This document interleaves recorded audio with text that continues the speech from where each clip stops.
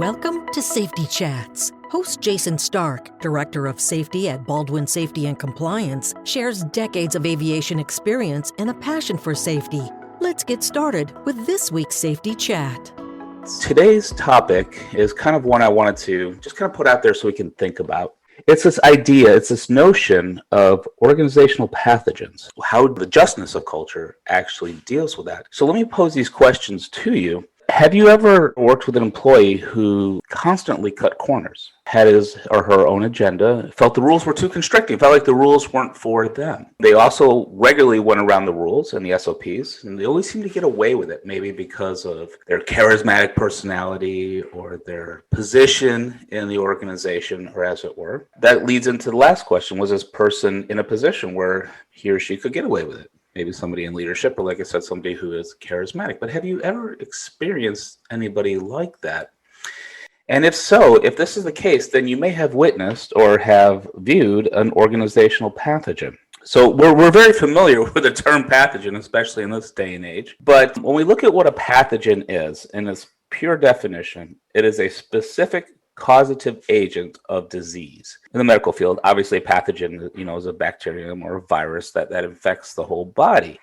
So an organizational pathogen, for example, is a metaphor for an external threat or an internal employee actions that harm the organization. And I want to kind of focus on that last part, or internal employee actions that harm the organization. And it's important to note that our organizations, our flight department, our overall organizations, they're like human beings. They're living, and they're constantly evolving and changing. And since they are living systems, they are susceptible to pathogens. Just like a virus or a bacteria can harm or hinder the entire body. So with that note, you might want to ask, well, why are we talking about this? Why are we talking about organizational pathogens? Other than the fact that, hey, this is something good that maybe we want to find in our organization. But it's interesting to note that in the safety culture survey that we do here at Baldwin, we do have questions related to the just culture dimension of safety culture. And one of the questions specifically denotes punishment. And it asks about punishing for deliberate deviations or infraction. And there seems to be, in the free text response, there's a lot of bristling or a lot of pushback about that term punishment.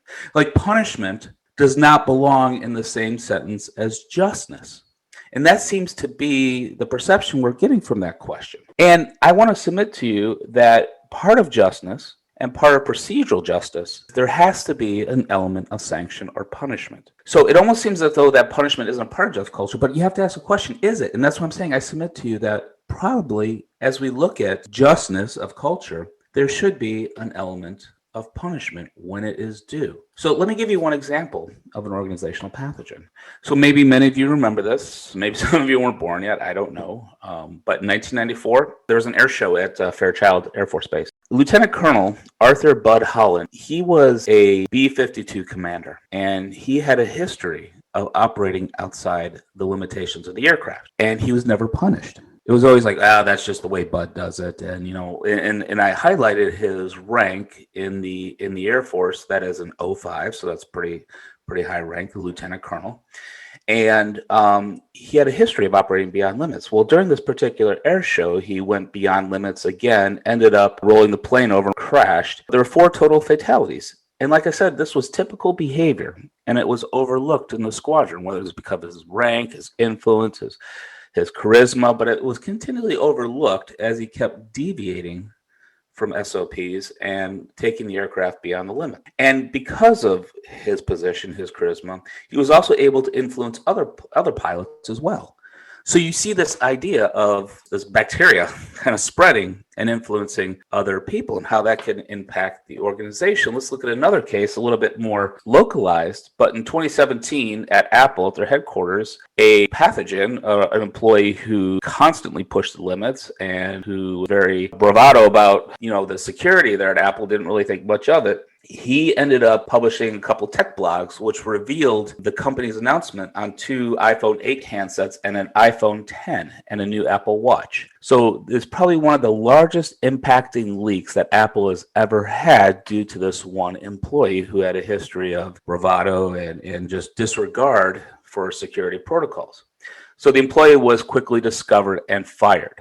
So when you read that, and we think that punishment and justice go together, are we okay with firing that employee? And your thoughts on that?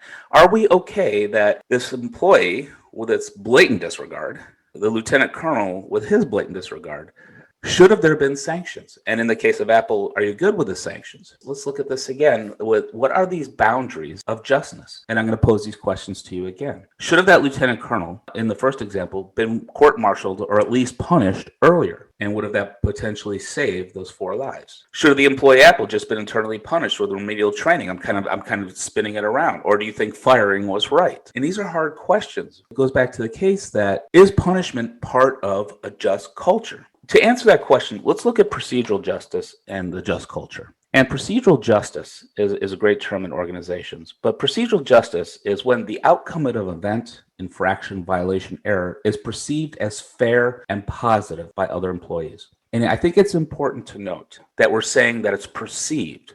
What is perceived as fair and positive by the other employees? Was it fair and positive? Was it perceived fair and positive by the other Apple employees that this individual was fired? Was it perceived as fair and positive by other employees that every time this lieutenant colonel went beyond limits of the B-52 during training flights, that nothing happened to him, that it was overlooked? Was that fair and positive to the other employees? And so if somebody in your organization is constantly being overlooked for rogue behaviors, for deviant behaviors, and we are trying to do the right thing and follow the rules, how would that make you feel? So we get back to that procedural justice. Is the outcome of somebody constantly allowing to deviate from the rules, or even deviating once and being overlooked? And I'm talking about intentional deviations, okay? I want to clarify that. Intentional deviations, a person's own agenda. And it's overlooked. How would that make you feel? What perception would that give you? Would that give you the green light to do the same behavior? Or would you feel slighted because you're always doing the right thing? So can organizational pathogens be addressed in a just culture? And yes, they can. And that is exactly what the just culture is for when we think about justice. A just culture is organizational accountability for the systems they've designed. And it seems like a lot of individuals' perceptions of just cultures stops there. The accountability of the organization for the system they've designed. And we've all preached this. We've taught this in class. We've said, okay, we are trying to get these errors, lapse, slips, mistakes because we want to see what they did, how it contributed to this event. But sometimes we forget about the other side of it, employee accountability for the choices they make. And that is critically important because we have to deal with that too. If they purposely make the choice, a bad choice, they need to be held accountable for that. And part of that accountability may include sanction or punishment. So again, just culture is organizational accountability for the systems they've designed, true, and employee accountability for the choices they make. So employees are absolutely accountable and should be held to account for their behavior. There's a great graphic. If you've ever gone to an ISBEA workshop, you've probably seen it there, because what you see up here is actually a continuum. It's not chunks like gross negligence and then this chunk and then criminal offenses. It is actually a continuum from gross negligence to an omission, slips, lapse, mistakes, violation to criminal offense. And you see at the ends, you have like intent.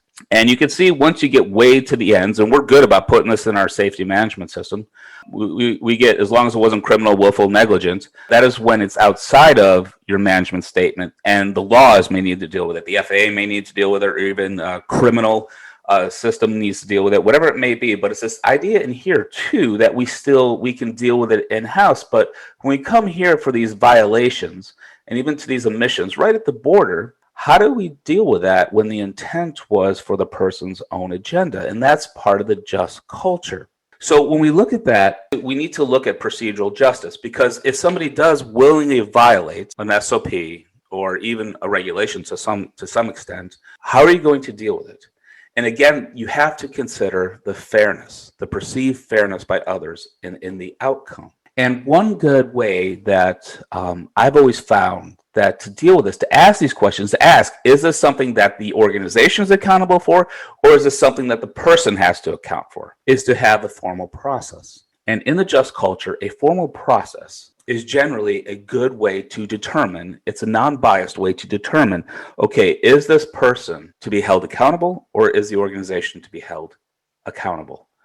And this is an example from a roadmap to a just culture. It's an old publication. You can find it online through the GAIN Foundation. but this is just simple. You could have something similar. The ASAP programs are similar to that, but it kind of asks these questions of how did this happen, why did this happen, and kind of gets this idea of culpability. Who is to be held accountable? Is it the organization or is it the individual? And so this really helps to untangle this problem that we have: is should the person be punished or not? So it's this idea that if your algorithm, it may lead you to the person needs to be punished. And when we say punished, it's not like, put in a corner wearing a dunce hat. It may be like maybe some time off, suspension. It may be a letter of reprimand or whatever it might be in their folder, whatever it might be. But there's this idea that sanction actually is part of the just culture. In summary, organizations like our bodies are susceptible to pathogens. The idea of the organization pathogen hasn't been completely fleshed out yet. There's some kind of papers talking about rogue employees, but in my own definition, organizational pathogen is an individual who constantly deviates from SOPs, regulations, and is in a position or has the charisma to avoid sanctions from the organization. And they are able to influence others in the organization. And they can seriously affect the organizations and the organization's safety margins, including through employee actions. And it is submitted here that punishment is a tool that can help remove these pathogens. Thank you so much for what you all do out there, and stay safe. This podcast is brought to you by Baldwin Safety and Compliance, the leader in safety management for the transportation industry. Since 2004, Baldwin has been providing state-of-the-art solutions and 24/7 support to the aviation and transportation industries. Baldwin's clients include all sizes and types of transportation operators. Baldwin provides safety and related business services to commercial and non-commercial transportation operators, medical transporters, FBOs, MROs, airports, flight schools, UAS operators, firefighters, OEMs, ground transport operators, and others. Visit BaldwinSMS.com to discover how Baldwin can enhance your organization's safety program.